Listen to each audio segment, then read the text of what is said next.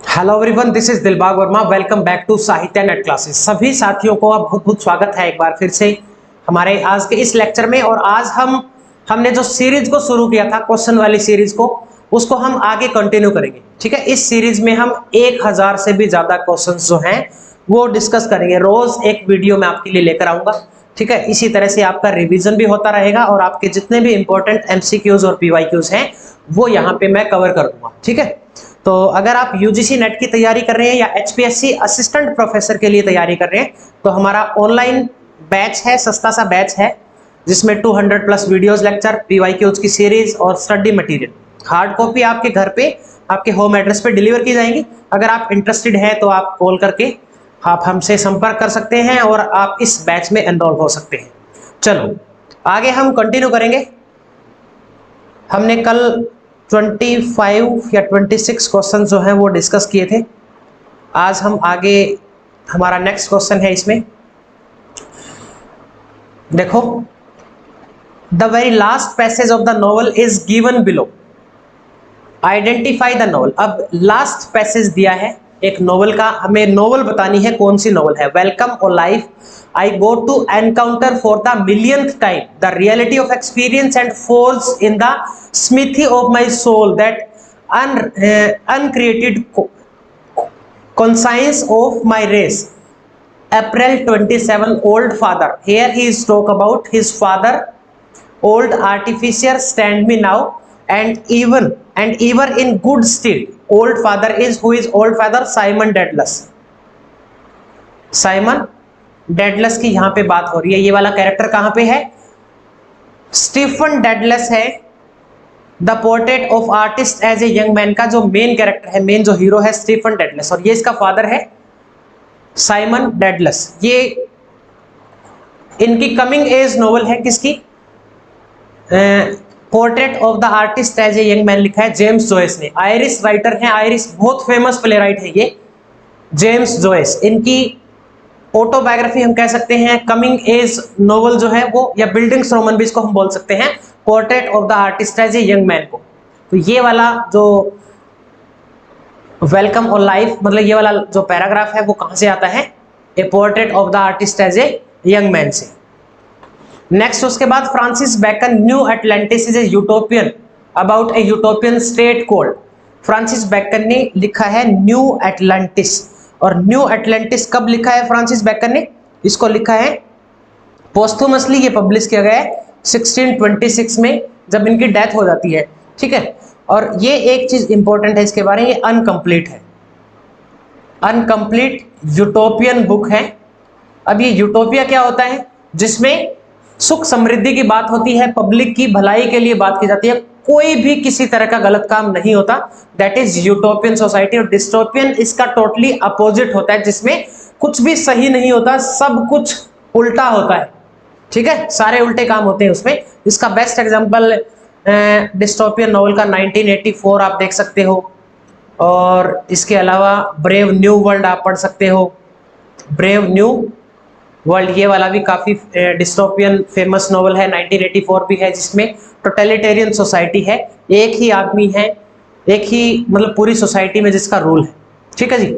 Utopian इसका opposite होता है, जिसमें सब कुछ अच्छा काम होता है। तो ये यूटोपियन एक बुक है फ्रांसिस बेकन की, न्यू एटलांटिस, 1626 में इसको पब्लिश किया गया है पोस्टुमसली।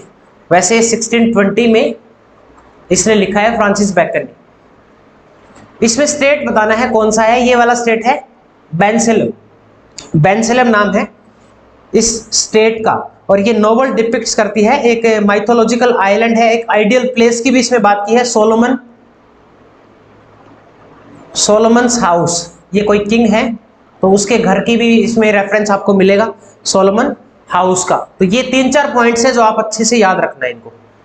नेक्स्ट है उसके बाद, इन 1950s so the rise of backlash against modernism and against new romanticism that became known as the movement. Which of the following little magazine came to be associated with the movement? देखो last वाले lecture में हमने कल पढ़ा था इसको, the movement को, कौन कौन से इसमें ऑथर एसोसिएट करते हैं। 1950s का ये एक मूवमेंट है, फिलिप लार्किन है, किंग्सले एमिस है, इसमें ये वाले तो थॉमस गन है, एलिजाबेथ जेनिंग है, ये राइटर मैंने कल आपको लिखवाए थे सारे, जो आप मैंने बोला था कि याद कर रहे हैं। अब इसमें से क्वेश्चन पूछा गया है कि इनकी आपको ये बतानी है कि कौन सी मैगजीन एसोसिएट करती है द मूवमेंट से। तो इनकी एक तो ये है डिपार्चर वाली और दूसरी है न्यू पोएम्स, ये दो इनकी नोवेल है।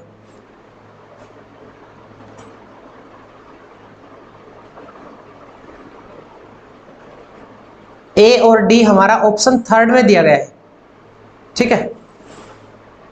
तो ये वाला हमारा सही आंसर होगा। इनकी डिपार्चर और न्यू पोएम्स, ये दो मैगजीन है इनकी, द मूवमेंट से एसोसिएट करती है। तो उसके बाद है the error of interpreting a literary work by referring to evidence outside of itself such as design and the purpose of the author is called. इसको क्या बोलते हैं? अफेक्टिव फैलेसी क्या है? ये जो अफेक्टिव फैलेसी है और इंटेंशनल फैलेसी, ये दोनों किसने दी है? डब्ल्यू के विमजेट और मॉनरॉय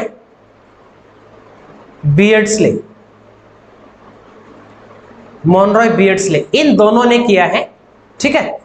ये ऐसे लिखे हैं अफेक्टिव फैलेसी और इंटेंशनल फैलेसी 1946 में। अब अफेक्टिव फैलेसी क्या होती है? ये डिस्क्राइब करती है प्रॉब्लम इनहेरिटेंट, ये एक्सपोज्ड एरर होती है, मतलब फैलेसी का मतलब ही एरर होता है। ये एरर होती है टू जज the evaluating A text on the basis of itself emotional affect on reader. ये कीवर्ड याद कर लो बस इसमें, इमोशनल अफेक्ट्स ऑन रीडर, कि रीडर पे किस तरह से इमोशनल अफेक्ट होता है, उसको अफेक्टिव फैलेसी बोलते हैं। और इंटेंशनल फैलेसी बोलते हैं जो राइटर ने जिस भी पीस ऑफ आर्ट को क्रिएट किया है, ठीक है, उसको क्रिएट करने में उसने क्या गलती की है, दैट इज इंटेंशनल फैलेसी। तो ये क्या बोल रहा है? Purpose of the author, author का पर्पस की यहां पे बात हो रही है। अगर हम रीडर की बात करें, रीडर के ऊपर जो अफेक्ट होता है उसको अफेक्टिव फैलेसी बोलते हैं। और जिसने इसको क्रिएट किया है, मतलब जो आर्टिस्ट की अगर बात की जाए, purpose of the artist, that is intentional fallacy. दोनों मोस्ट इंपॉर्टेंट है, इनके बारे में, अफेक्टिव फैलेसी और इंटेंशनल फैलेसी के बारे में आपको अच्छे से पढ़ना है। तो ये वाला interpreting the literary work by referring to evidence outside of itself such as design and purpose of the author, तो ये है हमारी इंटेंशनल फैलेसीज, ठीक है जी। आगे है A.R. Emon's parodies a famous poem in Swoggle, I would rather be suckled by an outworn pagan than get my own rest are old Triton, which poet, which poem। ये बात ओल्ड ट्राइटन और Proteus, PROTEUS ऐसी कुछ spelling होगी, Proteus और Triton, ये दो नाम कहां पे आए हैं? जब हमने पढ़ा था रोमांटिक एज को, रोमांटिक एज में मैंने आपको the world is too much with पढ़ाया था, the world is too much with us. इसमें विलियम वर्ड्सवर्थ ने क्या किया है? विलियम वर्ड्सवर्थ ने नेचर से किस तरह से लोग दूर हो गए हैं, इंडस्ट्रियलाइजेशन हो रहा था रोमांटिक एज में, इंडस्ट्रीज बहुत ज्यादा सेटअप हो गई थी, तो लोग जो है वो नेचर से दूर हो रहे थे, ठीक है। ज्यादा ग्रोथ के चक्कर में वो अर्बन जो स्टेट्स हैं वहां पे मूव कर रहे थे, गाँव को छोड़ के जा रहे थे, नेचर से अलग हो रहे थे। तो जिसकी वजह से इसने लोगों के बारे में बोला ऐसे, और इसने दो सी गॉड के एग्जाम्पल दिए हैं, एक ट्राइटन है और एक प्रोटियस है। ये दो एग्जाम्पल है, कहां पे मिलते हैं? विलियम वर्ड्सवर्थ का है the world is too much with us. और लेक्चर में मैंने पूरे लेक्चर में आपको स्पेशली ये बोला था कि आपको ये बहुत अच्छे से पढ़ना है, the world is too much with us. तो लाइन टू लाइन आपको पढ़ना था, ये आपके लिए इंपॉर्टेंट था, ठीक है जी। चलो आगे है next, Fanny Burney's Evelina carries the subtitle. ये जो फैनी बर्नी है, इसका वैसे आपको कोई भी वर्क इन डिटेल नहीं पढ़ना है, ठीक है। इसके मैंने आपको 4 वर्क लिखवाए हैं, 4 ही इसके सबटाइटल लिखवाए थे। तो इसमें एवेलिना का सबटाइटल बताना है, एवेलिना का सबटाइटल कौन सा है? और एवेलिना का सबटाइटल है a young lady entrance into the world, ये बी वाला, बी ऑप्शन इसका राइट आंसर है। चारों के सबटाइटल देख लेना, इसके 4 इंपॉर्टेंट वर्क है। उसके बाद what does Philip Sidney call poet haters in defence of poesy. Defence of poesy 1580 में लिखा था और 1595 में पोस्ट्यूमसली पब्लिश करवाया गया था। पोस्ट्यूमसली मतलब होता है उसकी पोएट की डेथ के बाद। तो अर्ली एज में ही सर फिलिप सिडनी की डेथ हो जाती है 1586 से लेकर, हाँ 1586 में तो डेथ ही हो जाती है इनकी। तो ये बैटल ऑफ जटफिन में, बैटल ऑफ जटफिन में ये लड़ने के लिए गए थे। तो वहां पे जो इनका एनिमी होता है वो इनको स्टैब कर देता है और उसके कुछ दिन बाद ही इनकी डेथ हो जाती है। और प्लेटो ने जो बात की है ना पोएट के बारे में, वैसे ये डिफेंस ऑफ पोएजी जो है ये स्टीफन गोसोन करके कोई पैम्फलेटियर है, कंटेम्प्रेरी है ये फिलिप सिडनी का। उसने एक पैम्फलेट लिखा था the school of abuse, the school of abuse. इसके रिस्पॉन्स में फिलिप सिडनी ने डिफेंस ऑफ पोएजी लिखा है, ठीक है। तो और लेकिन इसके बारे में बात की प्लेटो के बारे में, प्लेटो ने बोला था poetry is the mother of lies, poet जो है वो झूठे होते हैं, ये हमें मॉरली करप्ट करते हैं, ऐसी ऐसी बहुत सारी बातें बोली थी। तो बहुत सारे चार्जेस प्लेटो ने पोइट्री के ऊपर लगाए थे, पोइट के बारे में बोला था, पोइट को अपनी आइडियल सोसाइटी से उसने बैनिश कर दिया था। तो इस पोएम में सर फिलिप सिडनी ने, मतलब ये वाला जो डिफेंस ऑफ पोएजी है, इस वर्क में जितने भी चार्जेस प्लेटो ने लगाए थे, जितना भी बुरा स्टीफन गोसोन ने बोला था, उसको डिफेंड किया है पोइट्री को, ठीक है। तो जितने चार्जेस लगाए थे प्लेटो ने वो सारे इसने रिमूव किए हैं इसमें, कि पोइट जो है वो दावा नहीं करते कि वो सच बोलने का क्लेम नहीं करते, इसलिए इसका मतलब ये नहीं कि वो झूठे होते हैं। पोइट्री मदर ऑफ लाइज नहीं होती, वो हमें सिखाती है, इंस्ट्रक्ट टू डिलाइट, हमें एंटरटेनमेंट भी करवाती है और वो हमें बहुत कुछ सिखाती भी, ठीक है। ऐसी ऐसी बातें इसने बोली है। और पोइट को जो हेट करते हैं, जो घृणा करते हैं, उसके लिए टर्म यूज की है मिसोई। और इन्होंने पोइट्री के टाइप भी बताए हैं, फिलोसॉफिकल पोइट्री होती है, इमेजिनेटिव पोइट्री होती है, तीन, और रिलीजियस पोइट्री होती है, ये तीन टाइप की पोइट्री है। तो ये वाला जो डिफेंस ऑफ पोएजी है, एग्जाम के पॉइंट ऑफ व्यू से मैं इसको 5 स्टार देता हूं। और जहां तक मेरा आइडिया है, यहां से क्वेश्चन जो है वो 100% एग्जाम में पूछा जाएगा, इसलिए इसको इन डिटेल जितना ज्यादा हो सकता है डिफेंस ऑफ पोएजी को आप अच्छे से पढ़िएगा। चलो जी आगे है, who among the following raises the following painful question of longing and belonging. ये क्वेश्चन कौन उठाता है पेनफुल लॉन्गिंग एंड बिलोंगिंग का? Where shall I turn divided to in vein, I who have cursed the drunken officer of British rules. मतलब यहाँ पे ये क्या, हम इससे क्या अंदाजा लगा सकते हैं कि ब्रिटिश रूल की मतलब कॉलोनाइजेशन की बात होगी। तो ये हम कह सकते हैं या तो एंटी स्लेवरी हो सकती है पोएम, ठीक है। How chose between the Africa, Africa की बात आ गई है तो बिल्कुल स्लेवरी पे होगा। The English tongue I love, तो ये पोएम बतानी है कौन सी। और ये पोएम जो है the far cry from Africa, ये वाली पोएम है, ठीक है। ये पोएम किसने लिखी है? डेरेक वॉलकॉट ने। और ये डिस्क्राइब करती है माओ माओ अपराइजिंग को, माओ माओ अपराइजिंग इन केन्या। ये कोई रिबेल हुआ था केन्या में, माओ माओ अपराइजिंग इन ब्रिटिशर्स और इनके बीच में। तो इनका रिबेल, इन्होंने इनका विरोध किया था इसमें। तो ये poem the far cry from Africa से ये लाइन आती है, लिखी किसने? डेरेक वॉलकॉट ने। चलो जी आगे है, इन 1940s critic and philosopher produced two influential and controversial paper called the intentional fallacy and affective fallacy। अभी हमने इंटेंशनल और अफेक्टिव फैलेसी के बारे में बात की थी और मैंने तब आपको ये लिखा भी है वहां पे कि कौन कौन से दो राइटर्स ने इनको दिया है। द वर्बल आइकन नाम का एक वर्क है इनका, द वर्बल आइकन, उसमें पब्लिश किए हैं। वैसे ये बाद में आया है और ये ऐसे जो है वो पहले लिखे गए थे 1946 में, ठीक है जी। ये है क्लिंट ब्रुक्स ने, एक तो मोनरॉय बियर्ड्सले, मोनरॉय सी बियर्ड्सले नाम है इसका पूरा, ये है एक तो, और एक डब्ल्यू के विमजेट है। ये दोनों मैंने नाम अभी लिखे थे उस क्वेश्चन में, तो आप ये प्लीज याद रखो कि ये टर्म किसकी है, मोनरॉय बियर्ड्सले की है और विलियम डब्ल्यू के विमजेट की है, ठीक है जी। तो इसमें बी और सी हमारा सही आंसर होगा, B C given in third option. चलो आगे, Philip Larkin said step notice the way the moon dashes through clouds and below loosely as cannon smoke to stand apart। The poem alludes, ये poem alludes करती है moon crosses the night sky। Sidney described the passing of the moon। Philip Sidney ने भी ऐसा ही discuss किया है अपने Astrophil and Stella में, ये वाला इसका सही आंसर ये होगा, moon across the night sky as sad step as the one he takes when the moon is out. So the answer will be Philip Sidney, Astrophel and Stella. उसके बाद इसी से एसोसिएट किया है फिलिप लार्किन ने sad step वाली poem में। ठीक है, तो ये सिमिलर चीजें हैं। नेक्स्ट आ गया, match the following opening line with their respective titles. अब टाइटल दिए गए हैं, इनसे मैच करना है। ये जो 13 ब्लैक बर्ड्स है, 13 ways of looking A black birds, ये वॉलेस स्टीवंस की राइटिंग है ये। और इसमें जो ओपनिंग लाइन है, पहले हम ये पढ़ते हैं, आई लिनेंट अपॉन ए कॉपिस गेट। ए का इसमें सिंपैथी, डार्कलिंग थ्रस्ट, इससे है ये, थॉमस हार्डी की पोएम है ये।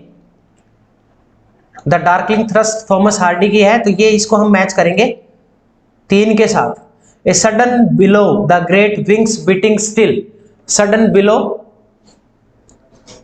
एकदम से जो ग्रेट विंग्स है उसने जकड़ लिया। ठीक है, ऐसा किस में होता है, लेड एंड स्वान में। बी का हो जाएगा 4th।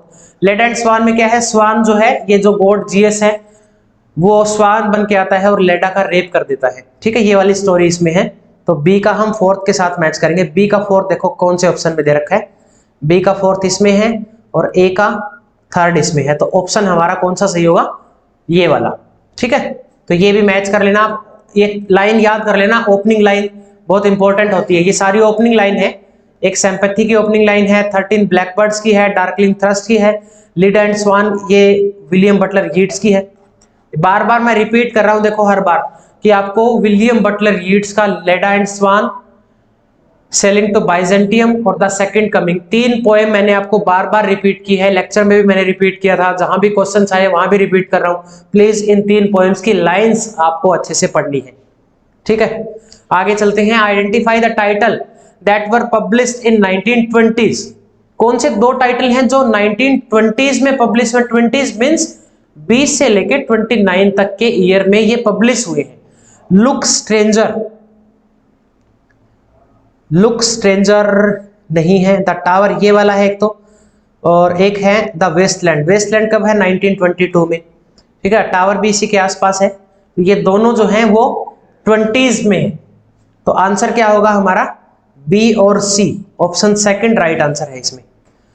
आगे, the novel is dedicated to the railroad of bones and has its epigraph the line. Epigraph में क्या लिखा है, I am the woman they gave dead women's cloth from the chrysine glunis inheritance. ये novel identify करनी है, ये novel जो है वो किसने लिखी है। ठीक है, ये नोवेल है मार्लोन जेम्स की। मार्लोन जेम्स एक जमाइकन ऑथर है, ये जमाइकन ऑथर है। They follow the Lilith a young woman. Lilith इसमें इंपॉर्टेंट कैरेक्टर है। Follow the Lilith a young woman born into slavery who challenges the boundaries of what is expected to her. ये challenge करती है उन boundaries को, तो ये हम कह सकते हैं कि स्लेवरी पे ही ये नोवेल लिखी है। जमैकन राइटर है। और the book of the night women, ये वाला जो है ये बुक का नाम है इसका, मर्लोन जेम्स। और इसमें ये है epigraph, I am the woman they gave dead women's cloth. ठीक है जी, चलो आगे। An English poet could not help the excitement that an historical event cause in his lifetime. English poet है जो कुड नॉट हेल्प, नहीं help कर पाया, एक्साइटमेंट दैट हिस्टोरिकल इवेंट। कौन सा हिस्टोरिकल इवेंट की यहां पे बात हो रही है, bliss was in that dawn to be alive. ये उन लोगों के लिए एक आशीर्वाद था जो उस टाइम पे जिंदा थे। But to be young was very heaven, लेकिन उन लोगों के लिए, जो लोग जवान थे उन लोगों के लिए तो एक स्वर्ग की तरह था ये। विच पोइट वट डाउन, यहां पे क्या बात हो रही है, डाउन क्या है, सवेरा क्या था उनके लिए। ये पोएम है the French revolution, the French revolution. और जब आपने फ्रेंच रेवोल्यूशन, मतलब मैंने आपको विलियम वर्ड्सवर्थ जब पढ़ाया था तब मैंने ये पोएम बोला था, the world is too much with us, the French revolution. और एक आधी पोएम और भी मैंने बताई थी कि लाइन टू लाइन पढ़ने, यहां से लाइंस आती हैं एग्जाम में। ठीक है, लेक्चर में अगर आपने कोर्स खरीदा है आप एनरोल हैं तो वापस से विलियम वर्ड्सवर्थ पे जाइए और चेक कीजिए मैंने वहां पे क्या बोला हुआ है, एग्जैक्ट वो वाला क्वेश्चन ही एग्जाम में आया हुआ है। ठीक है, तो ये फ्रेंच रेवोल्यूशन की बात कर रहा है। विलियम वर्ड्सवर्थ ने बहुत सपोर्ट किया है इसको, फ्रेंच रेवोल्यूशन को, जो कि कब हुआ था 1789 में। ठीक है जी, चलो अभी भी सजेस्ट कर रहा हूं आपको, फ्रेंच रेवोल्यूशन आपने नहीं पढ़ा है तो प्लीज पढ़ लीजिए।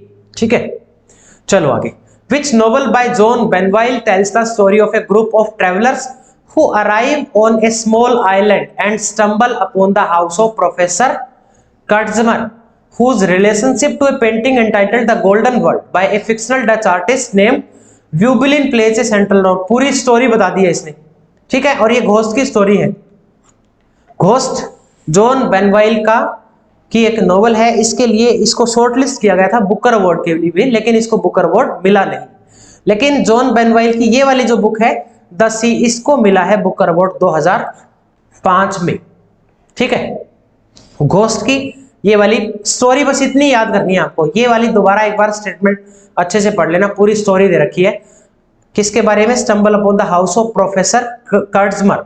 इसका जो एक पेंटिंग रिलेशनशिप है, गोल्डन वर्ल्ड पेंटिंग का नाम है, फिक्शनल डच आर्टिस्ट कौन है, व्यूबलिन नाम है। इससे क्वेश्चन बन सकता है अगली बार कि इसमें जो आर्टिस्ट है यानी कि पेंटर है उसका नाम बताओ क्या था, ये पूछ सकते हैं। या हाउस हो, किसका हाउस है वो, किसकी लाइफ पे बेस्ड है वो, ये पूछ सकते हैं। ऐसे क्वेश्चन बन सकते हैं आगे से। आगे, identify the two plays usually paired for the their critic of the politics of language and the act of police interrogation. कौन से दो प्ले हैं क्रिटिक ऑफ पॉलिटिक्स, जो किसको क्रिटिक करते हैं, पॉलिटिक्स लैंग्वेज को और पुलिस इंटरोगेशन को। ये हैरोल्ड पिंटर के हैं दो play. Harold Pinter birthday party वाला, one of the road and mountain language. In detail मत पढ़ना, सिर्फ टाइटल याद कर लेना इनके। तो semiotics originated mainly in the works of two theorist.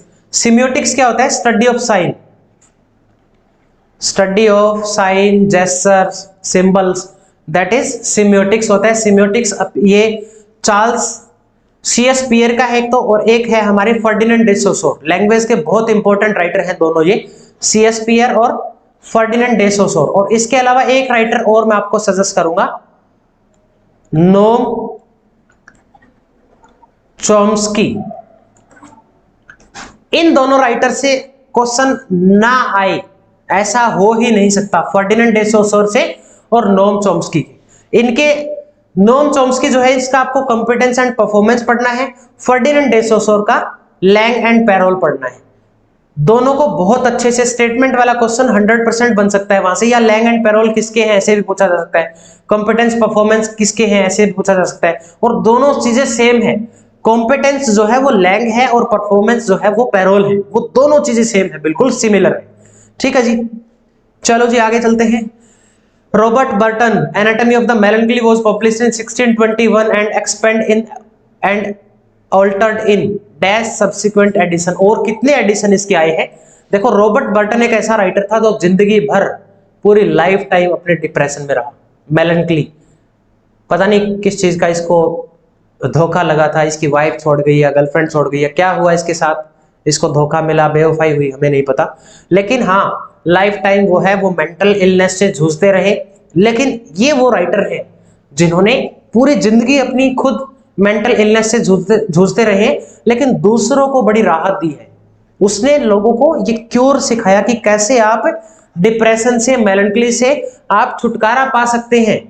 ठीक है, उसने बोला था कि जो आप हर टाइम पे खाली रहते हो, ये सबसे बड़ा रीजन है मेलनकली का, क्योंकि आपके दिमाग, ऐसे बोलते हैं खाली दिमाग शैतान का घर होता है, बिल्कुल सच बात है ये।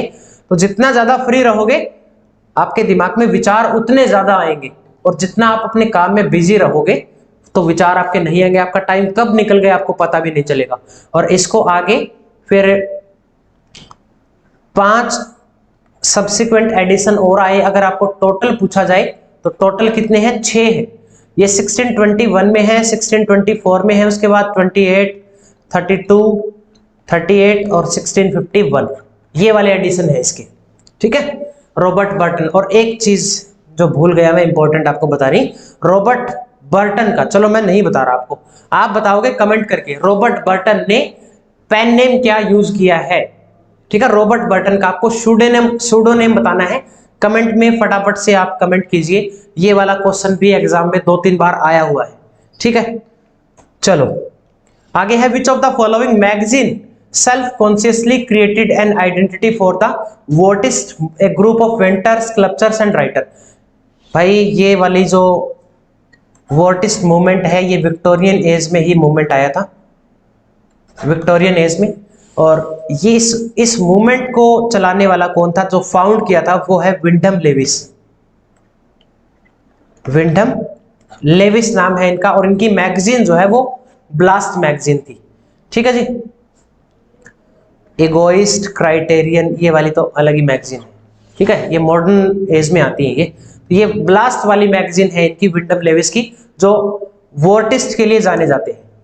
उसके बाद next, in every cry of every man, in every infant's cry of fear, in every voice, in every ban, the figure of speech characterised in repetition of words. देखो यहां हम सबसे बड़ी गलती करते हैं, रिपीटेशन ऑफ वर्ड्स, तो हम सीधा से क्या जाएंगे कि अलिट्रेशन आ गया, रिपीटेशन हो गया।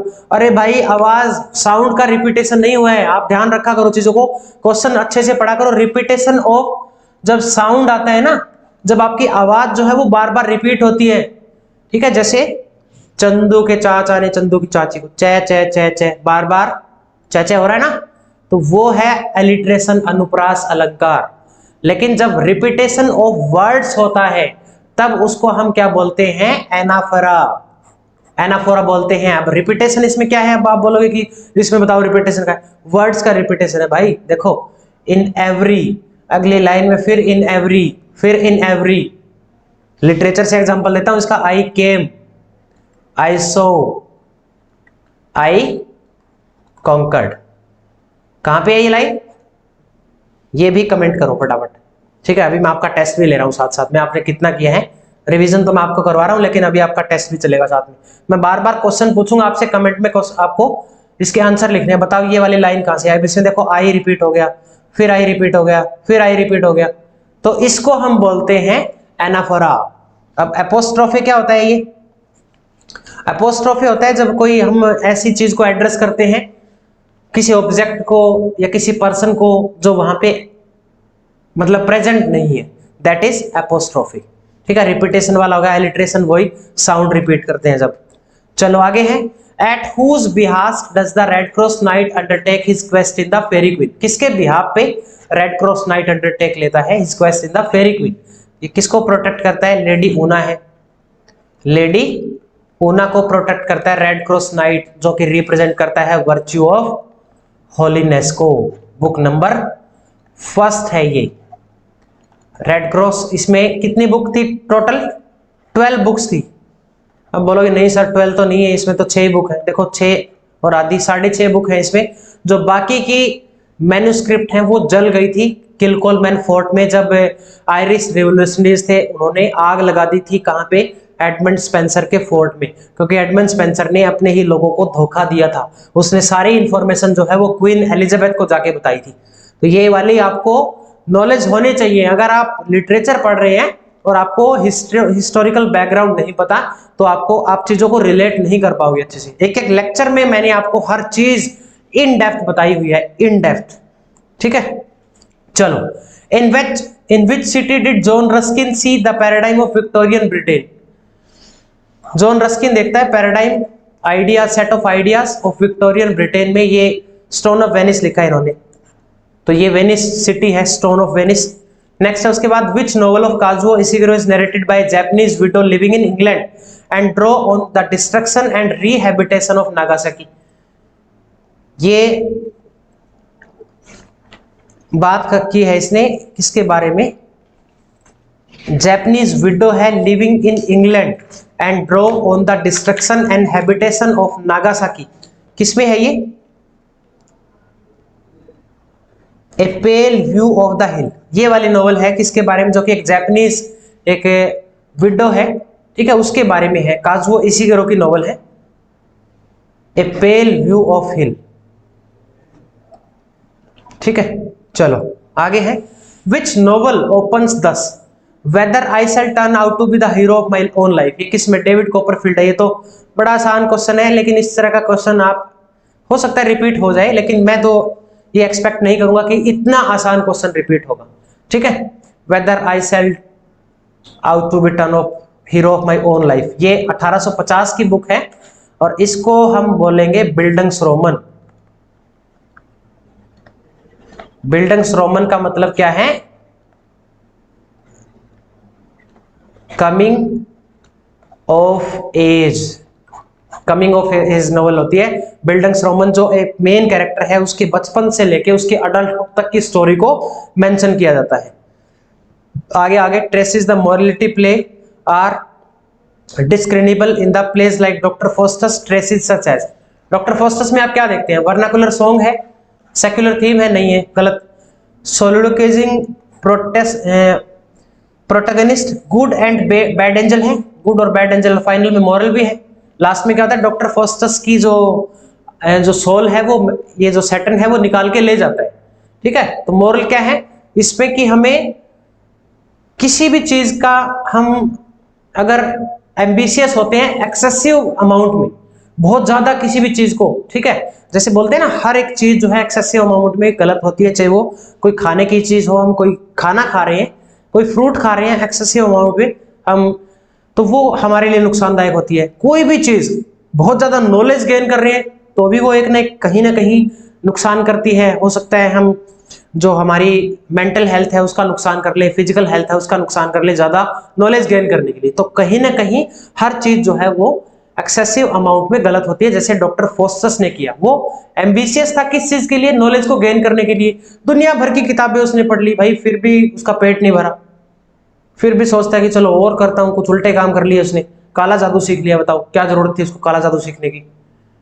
इतना बड़ा स्कॉलर था, लोग इज्जत करते थे, बट नहीं, उसको तो मजे चाहिए। हेलन से मिलना था तो मिल ले भाई, मिला था, हेलन की सोल उसने बुलाई थी। ठीक है, लेकिन फाइनली क्या हुआ? सैटर्न आया और उसकी आत्मा निकाल के घसीटते हुए लेके गया था उसको। तो मॉरल मिलता है, ऐसे काम नहीं करने हैं, आपको भी नहीं करने हैं, मैं भी नहीं करूंगा।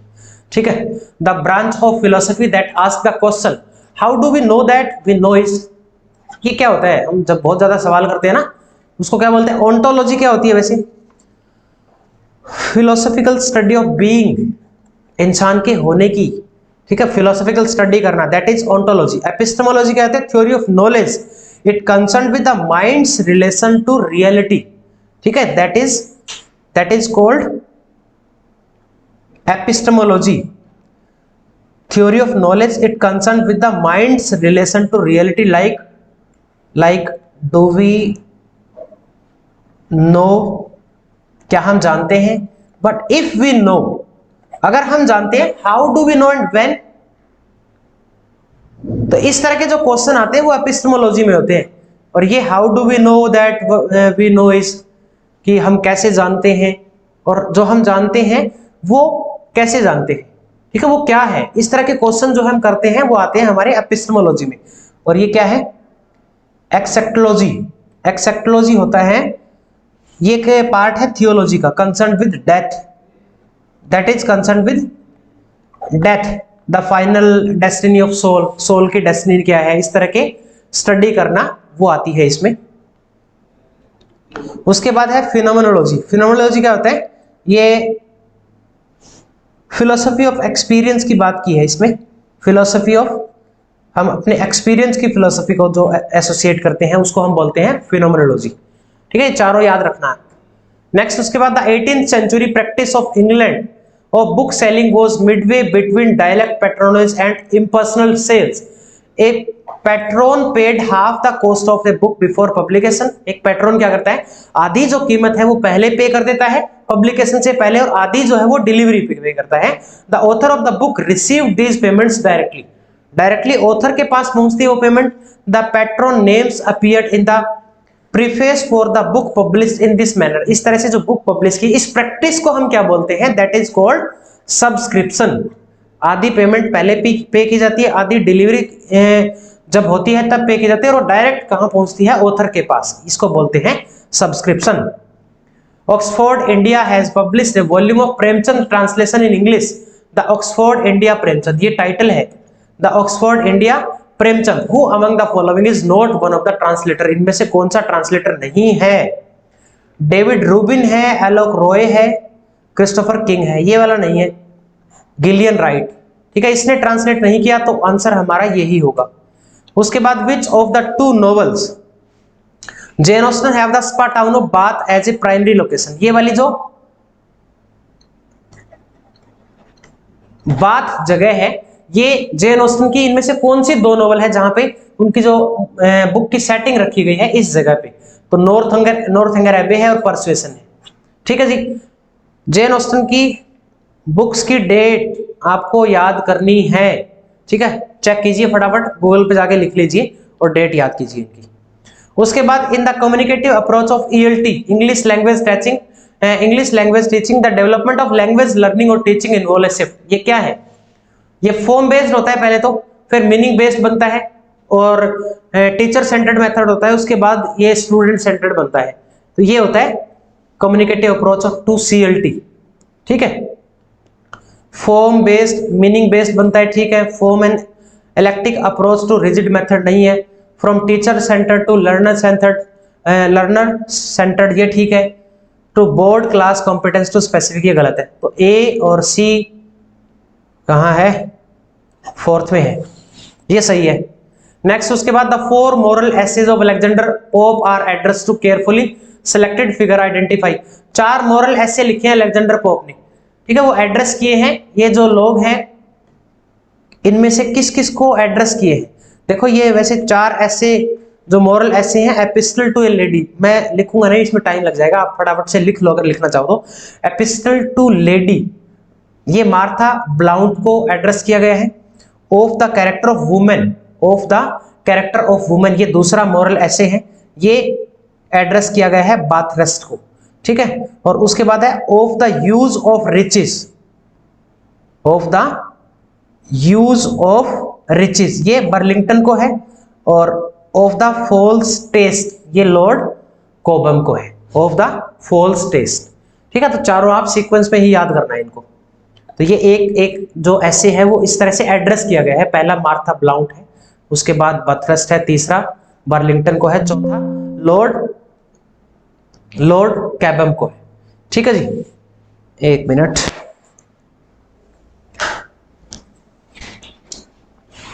चलो आगे है। Bertolt Brecht Mother Courage and her children present the war torn Europe in the protagonist as she followed troops with her canteen wagon. What is the real name? अच्छा, मदर करेज में रियल नेम क्या है उनका? ये तो बड़ा simple question है, एना फर्लिंग है। ठीक है, बर्टोल्ट ब्रेस्ट ने लिखा है एना, ये mother Courage and her children. Bertolt breast किसके लिए फेमस है? क्वेश्चन है ये, फटाफट से बताओ, कमेंट करो, किस चीज के लिए बर्टोल्ट ब्रेस्ट बहुत ज्यादा पॉपुलर है, बहुत ज्यादा।